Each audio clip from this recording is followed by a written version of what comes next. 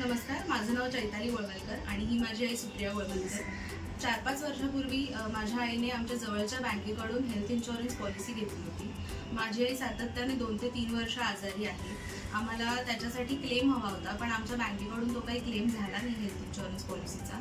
तर माझी मावशी आहे जुई भागवत, तिने आम्हाला कॅपिटल अप या कंपनीचा संदर्भ दिला आणि तिने सांगितलं की तुम्ही इथे गेला तर ते तुम्हाला नक्कीच मदत करतील. म्हणून आम्ही त्यांच्याशी बोललो. त्यांनी आम्हाला व्यवस्थित गाईड केलं. जे काही आमचे डाऊट्स होते ते आमचे सगळे क्लिअर केले आणि आमचं जवळजवळ 7 ते 8 लाखाचा क्लेम आम्हाला परत मिळवून दिला. तर माझं असं वैयक्तिक मत आहे की बँकेकडून हेल्थ इन्शुरन्स पॉलिसी घेण्यापेक्षा आपण जर पर्सनली जाऊन हेल्थ इन्शुरन्स पॉलिसी घेतली तर ते जास्त इफेक्टिव्ह आहे.